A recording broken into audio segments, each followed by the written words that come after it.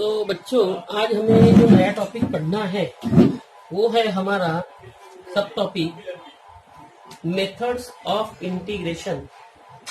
तो आज का हमारा टॉपिक है मेथड्स ऑफ इंटीग्रेशन। तो मेथड्स ऑफ इंटीग्रेशन में हमें वेरियस मेथड, इंटीग्रेशन सॉल्व करने की जो वेरियस मेथड है वो मेथड हमें यहाँ पे समझना है। और इसमें हमें मेनली मतलब 3 मेथड्स पढ़ना है। तो मेथड्स ऑफ इंटीग्रेशन में 3 मेथड पहले नंबर पे आती है integration by substitution,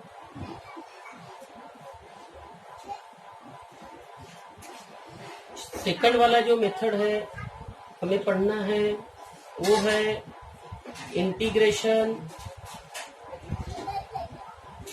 by part,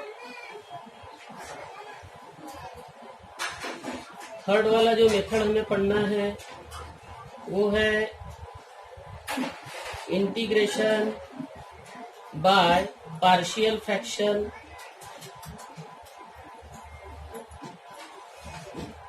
तो इंटीग्रेशन में खास चीज बोलो तो ये हमें 3 मेथड पढ़ना है और ये तीनों मेथड जो है ये हमारे लिए बहुत ही इम्पोर्टेंट और बहुत ही अहम है। तो सबसे पहले हम जो पहला मेथड स्टार्ट कर रहे हैं वो पहला मेथड है हमारा इंटीग्रेशन बाय सब्स्टिट्यूशन। तो इंटीग्रेशन बाय सब्स्टिट्यूशन ये हमारा फर्स्ट मेथड है, क्योंकि इसी मेथड पे डिपेंड हमें सेकंड मतलब इंटीग्रेशन बाय पार्ट भी पढ़ना है और इंटीग्रेशन बाय पार्शियल फ्रैक्शन भी पढ़ना है। और इसमें नंबर ऑफ टाइप्स आती है। नंबर ऑफ टाइप्स कम से कम अगर हम कहें तो 20 से 24 टाइप तक, 24-25 टाइप तक समझ लो, ये इसी में हमें देखना है। तो सब्स्टिट्यूशन मेथड एक्चुअल में होती क्या है ये हम एक इंटीग्रेशन का प्रॉब्लम लेके आपको समझाते हैं। जैसा फर्स्ट वाला प्रॉब्लम हम ऐसे ही ले रहे हैं, general integration of 1/x into log x dx, ये हमारा प्रॉब्लम है। इस प्रॉब्लम को अगर हमें सॉल्व करना है तो सॉल्व करते समय सॉल्यूशन सबसे पहले हमने आई लिख लिए, integration of 1/x into log x और ये dx। अब देखिए ये 2 फंक्शन है, एक फंक्शन इसमें डिराइवेबल है और एक इंटीग्रेबल है। तो इंटीग्रेबल और डिराइवेबल ये दोनों फंक्शन हमें यहाँ पे सोचना है कि हमें किसका डेरिवेटिव कौन है, ये ध्यान में रखना है। तो जैसा देखो ये log x अगर देखा तो log x का डेरिवेटिव होता है 1/x।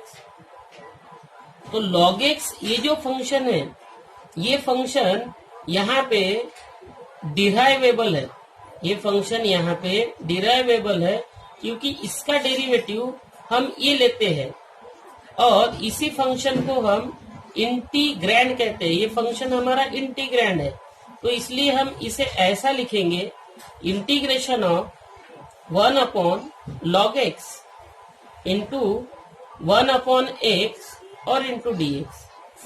अब देखो log x का डेरिवेटिव होता है 1/x, तो log x का डेरिवेटिव 1/x होता है, इसीलिए हम यहाँ पर लिख सकते हैं substitute log x equal to t।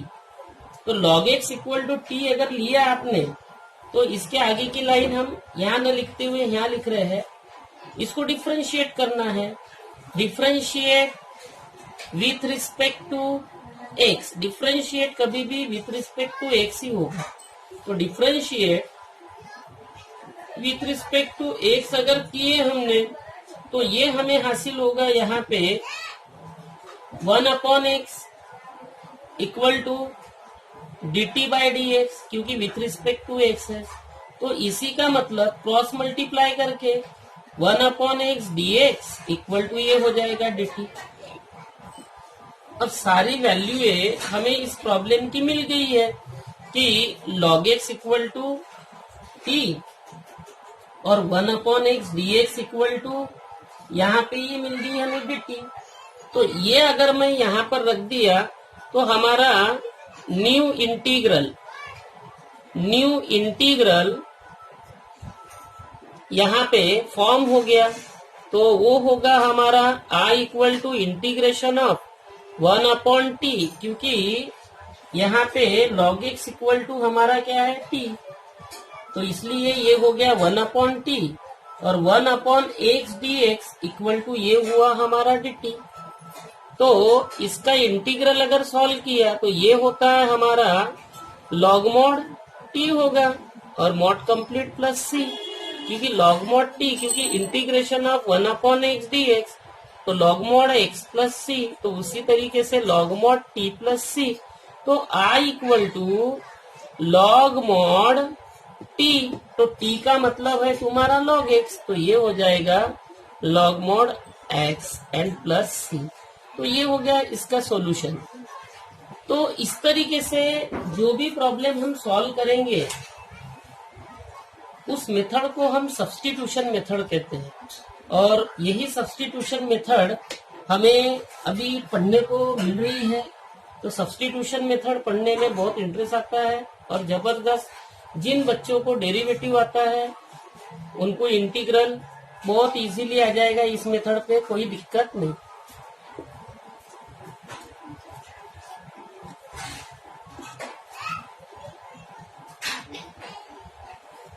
इसके बाद में हमने जो आपको प्रूफ समझाए, मतलब फॉर्मूले जो बताए थे, वो फॉर्मूले हमें प्रूफ के माध्यम से देखना है। और वो फॉर्मूले जो है आप लोगों को पता है, पहले आपने लिखे हैं, तो उसके लिए हमें एक थ्योरम है, वो थ्योरम ध्यान में रखना है। थ्योरम हम बता रहे हैं, देखिए एक थ्योरम है। थ्योरम हमारा ऐसा है कि if x equal to phi of t, x equal to phi of t is a differentiable function, is a differentiable function of t, वो काय में है, t में है। then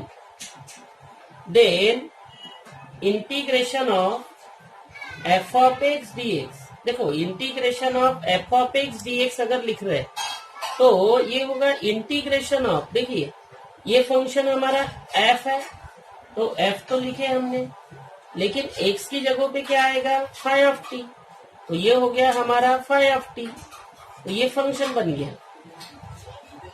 तो f of phi of t, तो f of phi of t, इसे हम इस तरीके से लिख रहे हैं, इसको ऐसा ब्रैकेट बना फाई ऑफ t, लेकिन हमने सब्स्टिट्यूशन रखे हैं x equal to phi of t, तो इसका डेरिवेटिव भी तो होगा।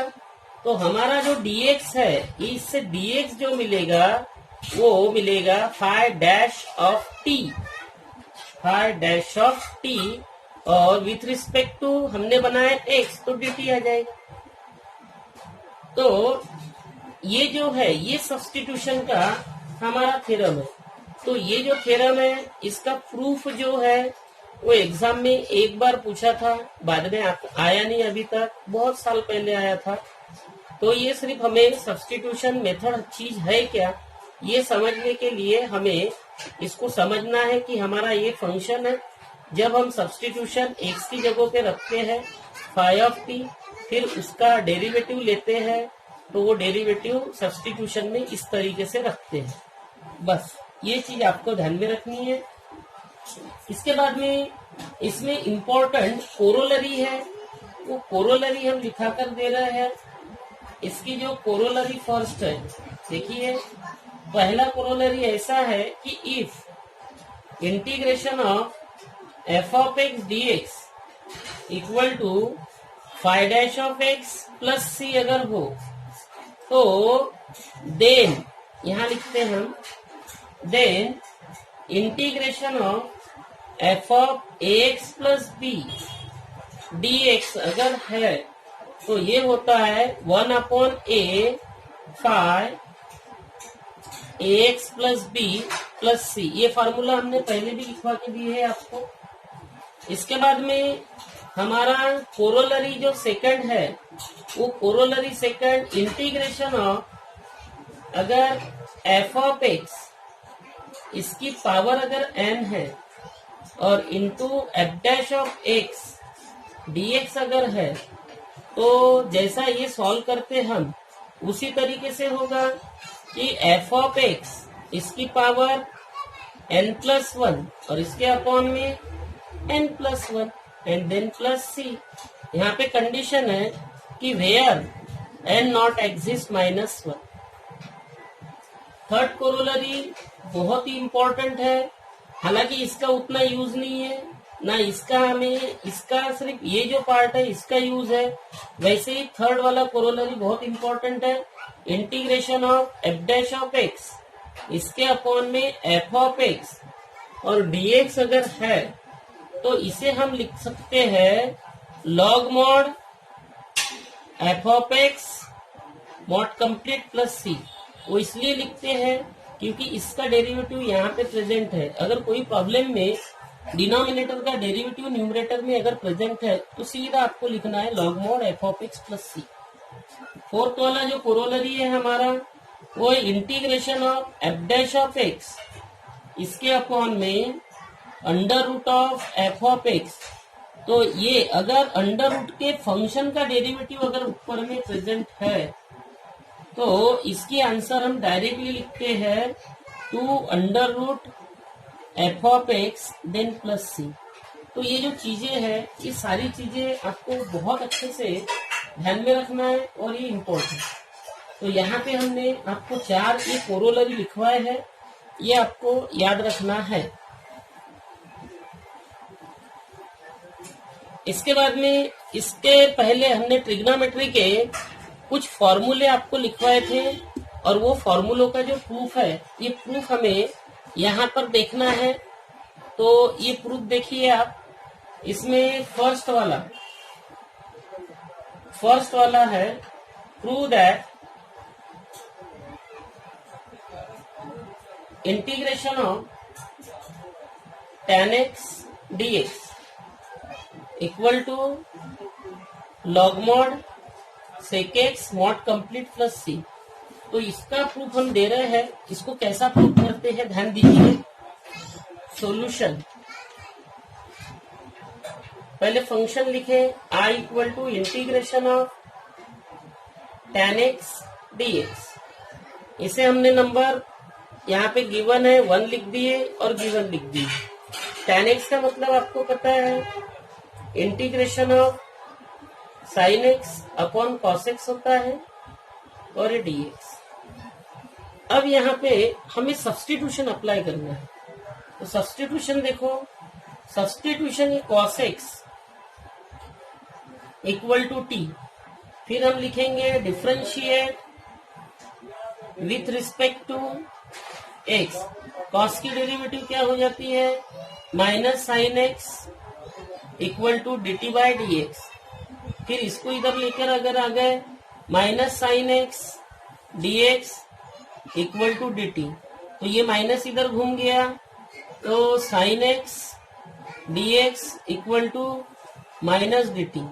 अब ये जो चीज है ये चीज हमें हमारे इस प्रॉब्लम में रख देनी है। जब हम इसको रख देंगे तो हमें यहाँ पे हासिल होगा i equal to integration of, देखिए आप साइन एक्स डी एक्स इसका मतलब होता है माइनस डी टी और इसके अपॉन में कॉस एक्स इसका मतलब होता है टी।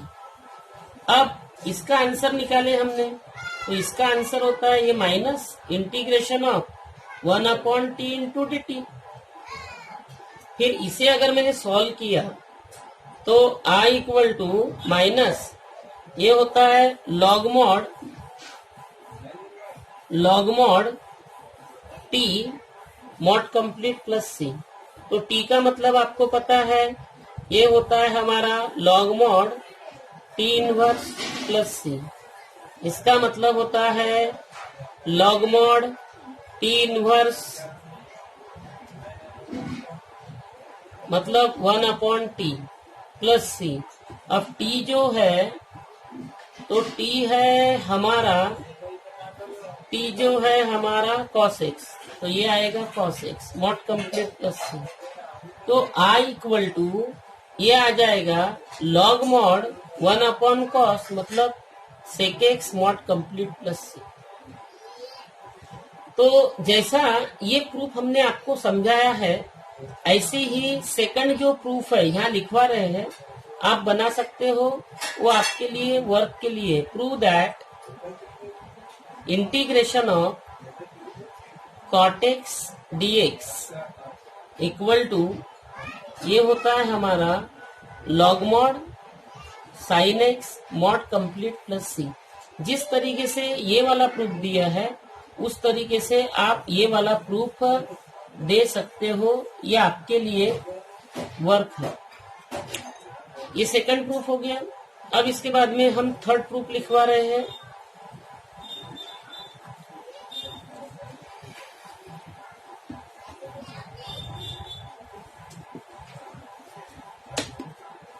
थर्ड वाला प्रूफ है हमारा prove that integration of sec x dx, तो ये होता है log mod sec x plus tan x mod complete plus c और equal to log mod tan π/4 plus x/2 mod complete plus c। तो ये वाला पहले प्रूफ मिलाएंगे, बाद में ये वाला प्रूफ मिलाएंगे। तो ये प्रूफ देने के लिए सबसे पहले सॉल्यूशन हमारा फंक्शन है I equal to integration of sec x dx। अब ये integration of sec x dx ये जो हमने लिखे हैं और इसका प्रूफ हमें ये ना कर देना है।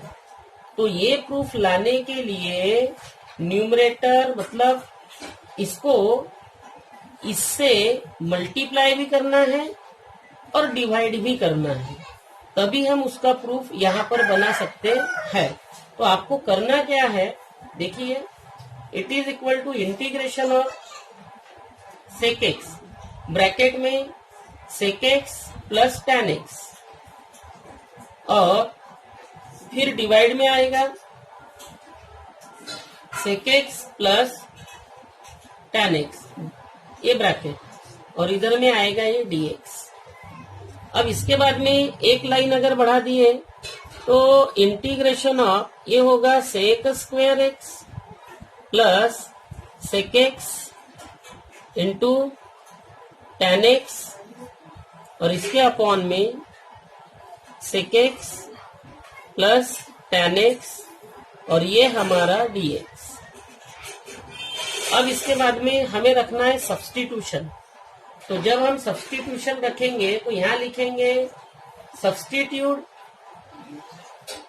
sec x plus tan x equal to t। फिर इसके बाद में डिफरेंशिएट विथ रिस्पेक्ट टू ये होगा x।